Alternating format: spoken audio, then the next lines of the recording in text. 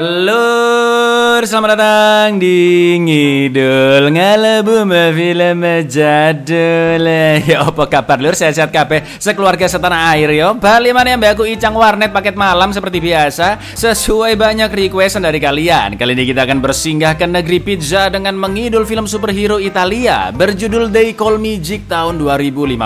Wah, nggak usah ditanya, seru abis dan anti mainstream film ini lur. They Call Me Jake bercerita tentang seorang maling introvert yang tiba-tiba mendapatkan kekuatan super gara-gara nggak sengaja nyemplung ke limbah radioaktif. Sampai akhirnya dia terlibat masalah dengan sebuah gangster, tapi justru disitulah dia mendapatkan banyak pelajaran hidup. Bagaimana keseruannya? Langsung kita gaskan pantun aja lur. Cak Supini ngombe minyak tawon, monggo sekecaaken won.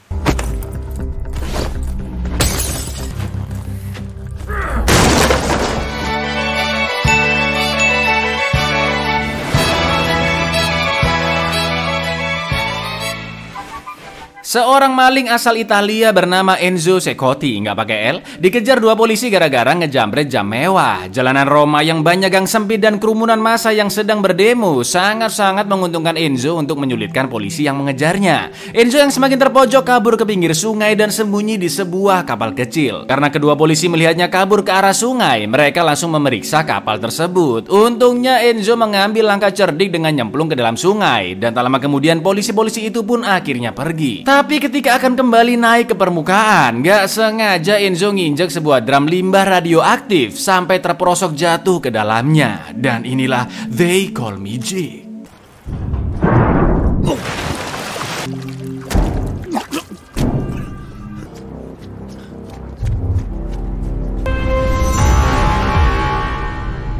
Limbah tadi keminum oleh Enzo dan membuatnya meriang parah sampai muntah-muntah. Meskipun sudah teler, alhamdulillahnya Enzo masih kuat pulang ke kosannya, memuntahkan semua cairan yang masih ada di dalam tubuhnya dan langsung bobok malam.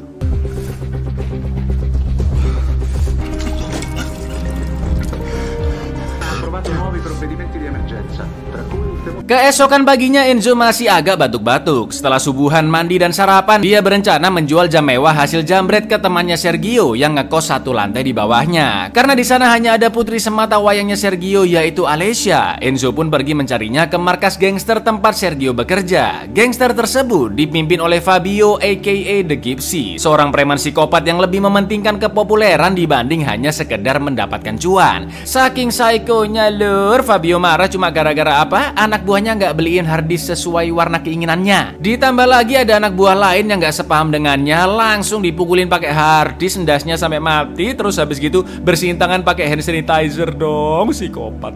Piace bianco. No, mi fa schifo al cazzo!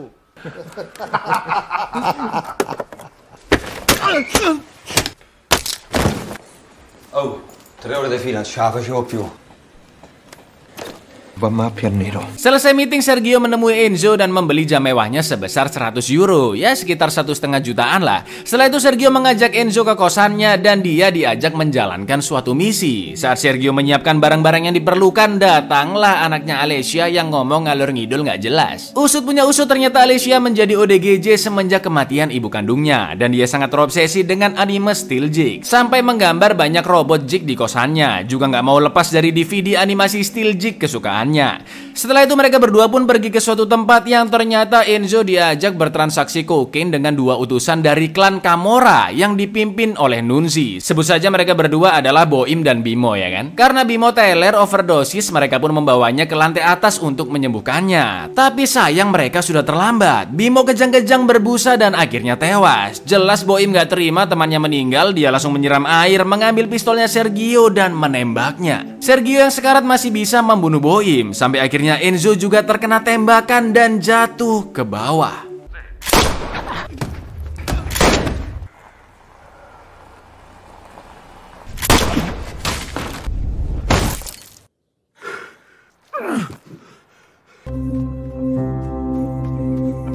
Udah ketembak, jatuh dari lantai 9. Ajaibnya Enzo masih baik-baik saja, bahkan tidak ada encok sama sekali. Dan dia pun heran dengan kondisi badannya sendiri.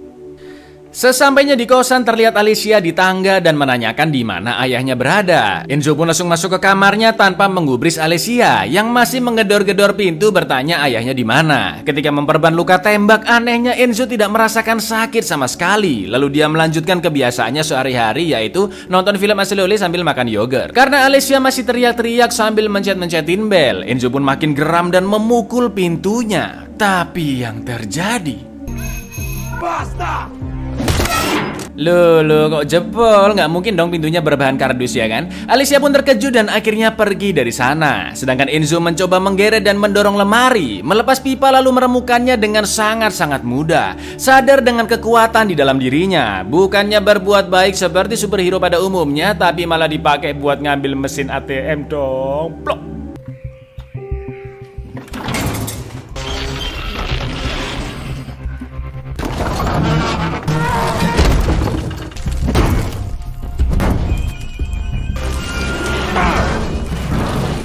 Hasil curiannya tersebut dibelikan yogurt kuning kesukaannya, DVD Brazilian dan minyak bayi yang kalian pasti paham untuk apa. Juga terlihat luka tembak Enzo yang sudah tidak berbekas sedikit pun. Ngomong-ngomong lur, itu duit dijemur-jemurin karena kena tinta dari sistem anti malingnya mesin ATM.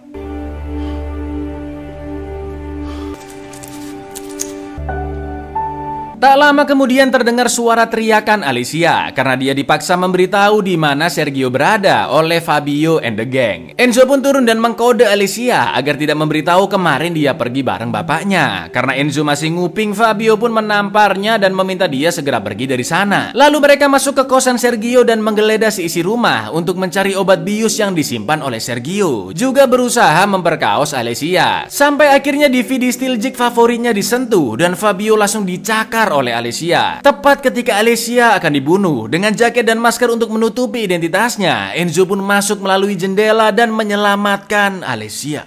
Selamat, Papa!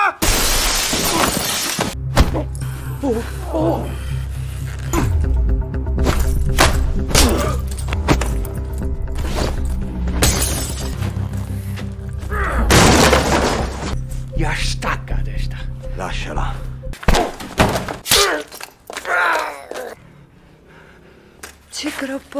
Dipukul kayak gimana nggak mempan lur. Enzo pun berusaha memasang kelingkingnya yang podol hanya dengan isolasi. Lalu Alicia yang melihat banyak uang di sana mengatakan jika superhero harus berbuat kebaikan dan menyelamatkan manusia. Karena Fabio bisa datang kapan saja, Enzo pun mempersilahkan Alicia tidur di kosannya. Malam harinya Enzo terbangun karena suara DVD anime yang masih terus diputar. Mana Alicia tidur auratnya kemana-mana, astaga. Enzo pun menguatkan hati dan pikirannya agar tidak dikuasai nafsu duniawi. Lalu tanpa sengaja dia menemukan kotak kacamata milik Sergio yang ternyata berisi sebuah peta misterius. Keesokan paginya, Enzo yang sudah bangun melihat Alicia nyetel video asli oleh koleksinya dan langsung dimatiin gak pakai lama. Terlihat kelingking Enzo yang sudah membusuk dan ternyata tidak bisa menyatu kembali. Setelah itu Enzo pun membawa Alicia ke panti asuhan tempat tinggalnya dulu ketika Sergio masih di penjara. Sebelum meninggalkannya di sana, Enzo pun berjanji akan memberikannya gaun putri seperti yang Alicia idam-idamkan selama ini. Dan Alicia selalu memanggil Enzo dengan sebutan Hiroshi Shiba. Di markas Fabio, melalui anak buahnya, Nunzi memberi ultimatum ke Fabio agar segera memberikan uang kokain yang sudah dibelinya. Maka dari itu, Fabio pun akan merampok truk uang yang akan melintas. Di lain sisi, ternyata peta dari kotak kacamata Sergio mengarah ke truk yang sama. Dan dilalahnya Enzo juga datang ke sana tepat ketika Fabio and the gang akan mulai merampok.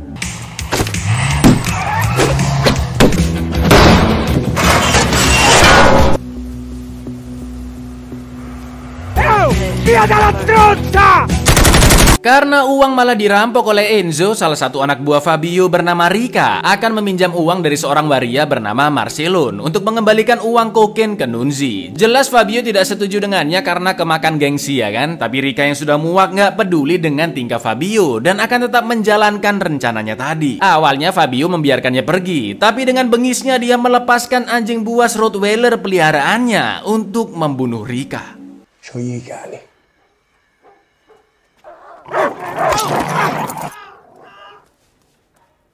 Di lain tempat, Enzo membeli banyak barang dari uang hasil rampokannya, mulai dari speaker mahal, proyektor, sampai DVD yang kali ini bukan tema Seluli tapi anime Jig episode lengkap. Itu karena dia mulai merindukan colotehannya Alicia. Tak lama kemudian, panjang umur lur, dua polisi datang membawa Alicia ke kosan Enzo karena menemukannya berjalan sendirian lontang-lantung di tengah jalan raya. Setelah polisi pergi, Alicia memberikan Enzo topeng kostum, tapi Enzo yang merasa terganggu akan mengembalikan Alicia ke panti asuhan lagi. Sampai akhirnya Alicia melihat set lengkap DVD Jig dan dia merayu-rayu Enzo biar nobar bareng malam itu. Mereka pun nonton dengan seriusnya dan tanpa sadar Alicia memegang tangannya Enzo. Lalu Enzo pun merespon mendekatinya perlahan-lahan, tapi tiba-tiba Alicia teringat dengan masa lalunya yang sering mengalami pelecehan seksual. Dia mulai teriak histeris dan Enzo berusaha untuk menenangkannya. Yang duluan megang tangan siap, sentil juga nih.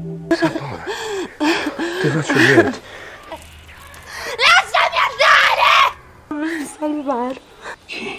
Mi padre. Non ti volevo fare un Porto io, vabbè. Però sta tranquillo. Karena Alicia terus menanyakan di mana ayahnya, Enzo pun membawanya ke taman bermain, lalu mengajaknya ke mall untuk membeli gaun putri yang diinginkannya, agar dia lupa dengan kesedihannya. Udah nyari ke 3 tempat nggak ada gaun yang cocok, sampai akhirnya mereka lewat depan toko khusus wibu dan Alicia menyukai gaun pink di sana. Saking senangnya Alicia pun meminta Enzo ikut masuk ke ruang ganti dan melihat betapa cantik dirinya. Setelah itu, Alicia juga mengungkapkan perasaannya ke Enzo dan menciumnya. Enzo pun membalasnya perlahan demi perlahan sampai akhirnya kan slowly kan. Dan saat itu Alicia merasa jika Enzo hanya mementingkan nafsunya tanpa ada perasaan sedikit pun kepadanya. Hiroshi. Quando mi sei vicino mi fa bim bum bam.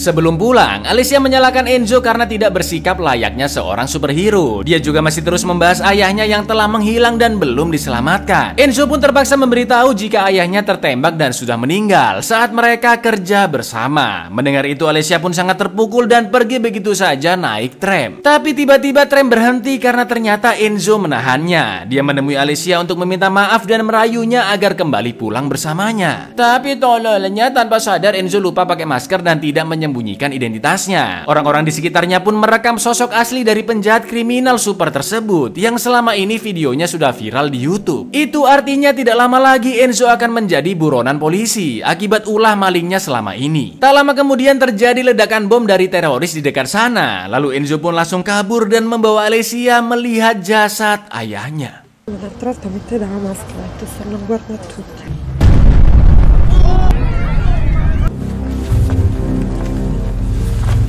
Addio Ministro Mas. Di lain tempat, Fabio akhirnya menemui Marcelon untuk meminjam uangnya. Tapi tak lama kemudian Nunzi datang bersama anak buahnya. Mereka pun menembak Marcelon, mengambil uang kokainnya dan juga mempermainkan Fabio seolah-olah dia akan dibakar hidup-hidup. Tapi tiba-tiba Marcelon yang masih hidup menembak 3 anak buah Nunzi. Fabio pun langsung mengambil pistol lalu membunuh 1 orang lainnya dan menembak kakinya Nunzi. Setelah Nunzi berhasil kabur, Fabio pun menembak Marcelon hingga tewas.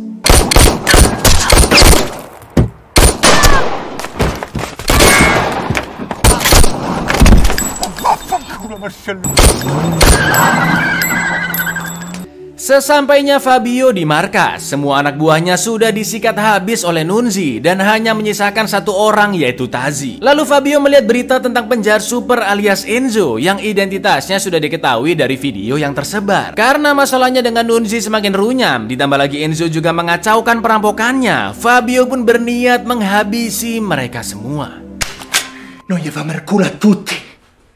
Sementara itu, Enzo membawa Alicia ngungsi ke motel agar aman dari kejaran polisi. Lalu terlihat Fabio dan Tazi yang mengikuti mereka berdua. Di dalam motel, Enzo menceritakan bagaimana Sergio bisa tertembak dan juga perjalanan hidupnya. Saat masih bocil, teman-temannya yang sesama pecandu semuanya meninggal secara tragis. Kejadian tersebut membentuk Enzo menjadi pribadi yang tertutup dan menjauh dari keramaian. Alicia yang sekarang lebih tenang setelah melihat mendiang ayahnya, meminta Enzo tidur bersamanya. Tapi tiba-tiba Fabio mendobrak masuk dan menembak Enzo dengan obat bius, sedangkan Alicia dibawa Tazi dan disekap di dalam mobil.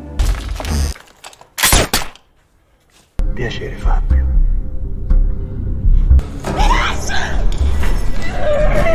Enzo tersadar dengan kondisi terikat erat di kasurnya dan dia hanya bisa pasrah karena Alicia bisa langsung dibunuh Tazi kapan saja. Enzo pun berusaha menyogoknya dengan uang, tapi sekarang Fabio tidak butuh yang namanya uang, melainkan rahasia kekuatan super milik Enzo. Demi menyelamatkan Alicia, dengan terpaksa Enzo akhirnya membawa Fabio ke sungai tempat dia tenggelam. Sesampainya di sana, jelas Fabio menganggap Enzo hanya omong kosong belaka. Masa cuma berendam di sungai aja bisa punya kekuatan, kata Fabio. Lalu dia menyuruh Enzo masuk ke dalam untuk mengambil drum limbah yang dimaksud. Di lain sisi, Tazi berniat memperkaos Alicia yang tidak berdaya. Tapi yang terjadi, di saat yang sama, Nunzi dan krucu-krucunya datang. Fabio yang mulai panik pun langsung menawan Alicia yang baru kabur dari mobil. Wah, nggak ngurus, mereka berdua langsung ditembak oleh Nunzi dan kawan-kawan. Belum puas dengan tembakan tersebut, Nunzi pun membakar Fabio sampai dia masuk ke dalam sungai. Sedangkan Alicia, nyawanya sudah tidak tertolong lagi.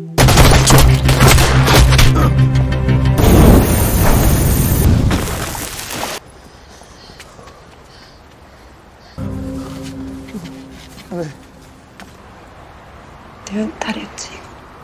Salvali tutti. Alessia, spiega da lei.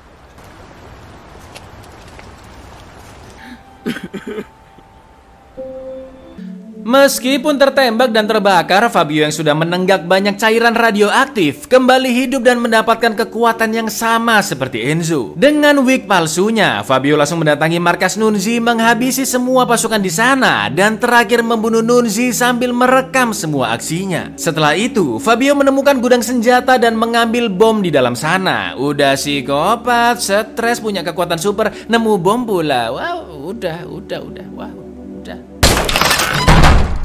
Bondi? Azione.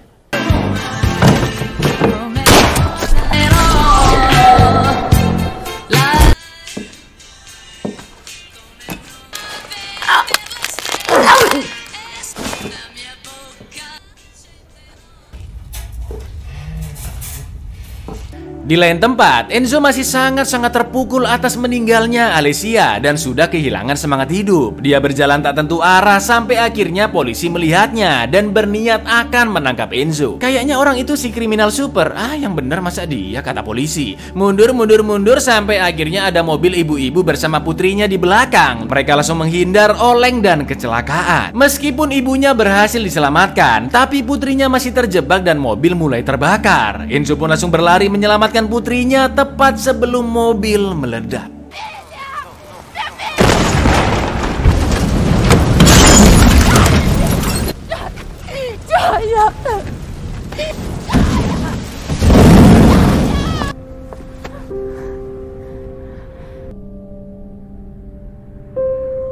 Enzo pun teringat dengan perkataan Alicia jika dia harus menolong banyak manusia, dan sekarang Enzo tahu bagaimana bahagianya menolong sesama. Banyak orang yang melihat kejadian heroik tersebut dan polisi jadi mengurungkan niat untuk menangkap Enzo. Lalu terlihat berita di TV di mana Fabio sudah menyebarluaskan videonya saat membunuh geng Nunzi. Di video itu Fabio juga mengatakan tidak lama lagi dia akan membuat ledakan yang sangat besar. Enzo yang melihat berita tersebut sangat yakin jika yang diincar oleh Fabio adalah stadion yang sedang mengadakan pertandingan derby. Enzo pun langsung gercep OTW dengan minjem motor abang Gojek. Dan kali ini akhirnya Enzo menggunakan nama jagoan dari anime Steeljack yang juga selalu dipakai Alicia untuk memanggil Enzo, yaitu Hiroshi Shiba. Serve, lo lascio sotto la curva sud. Hiroshi Shiba. Di saat yang sama, ketika Enzo OTW ke stadion, Fabio sudah membajak mobil ambulan dan telah memenuhinya dengan bahan peledak. Tebakan Enzo ternyata benar. Sesampainya di stadion, dia berpapasan dengan Fabio dan langsung menyerangnya karena Fabio nggak mau ngasih tahu di mana bomnya berada. Sampai akhirnya Enzo sadar jika Nunzi telah mendapatkan kekuatan yang sama seperti dirinya.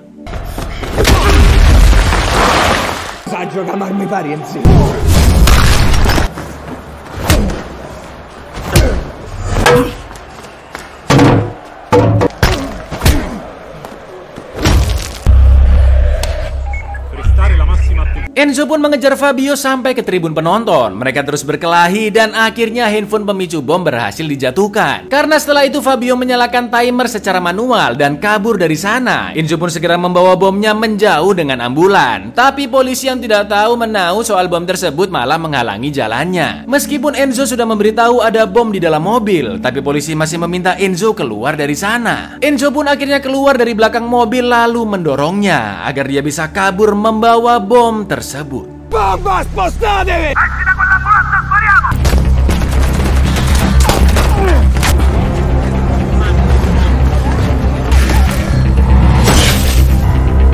Waktu ledakan kurang 2 menit lagi. Enzo pun terus berlari ke arah jembatan dan berniat membuangnya ke sungai. Tapi si psikopat Fabio kembali datang menyergapnya dan bom terlempar ke tengah-tengah jembatan. Setelah Enzo dihajar habis-habisan, Fabio pun langsung mempercepat waktu ledakan bom menjadi 15 detik. Sampai akhirnya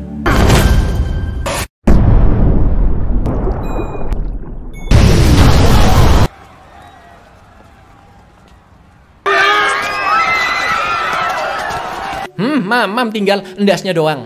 Alhamdulillahnya Enzo berhasil menjauh dan selamat dari ledakan tadi. Aksi Enzo pun viral dan menuai banyak pujian. Semua kejahatannya selama ini tidak digubris lagi karena dia telah mengorbankan nyawanya demi menyelamatkan banyak orang. Sekarang Enzo sudah dianggap sebagai pahlawan. Dengan menggunakan topeng pemberian Alessia, Enzo akan selalu menyelamatkan nyawa manusia dan menjaga kedamaian kota sebagai Stiltje. Enzo Ceccotti era davvero un supereroe che sa scegliere il bene al posto del male. Ha salvato soprattutto i tifosi da Roma. Da questo dice che Enzo Ceccotti. Buyar, tolong buat kalian yang tahu di mana limbah radioaktif, coba bisa kasih tahu aku lur ya. Bener-bener film superhero anti mainstream lur. Masa kekuatannya dipakai buat bobol ATM terus uangnya dibeliin video aselole. Luar biasa berfaedah ya kan. Sinematografinya, aktingnya, wah juara sih ini film. Kalian yang para wibu-wibu jadul 70-an pasti tahu anime Jik ini ya kan. Sangat terkenal di Italia sana lur. Ibaratnya kalau di Indo ya kayak Satria Baja Hitam lah. Tahu nggak ente ya katanya wibu. Wibu, katanya wibu. Ya wes gitu dulu lor, aku Icang mundur diri, matur nuwun dan seno untuk menyalahgunakan kekuatan super. Bahasa yes untuk Instagram di bawah ini. Assalamualaikum lur.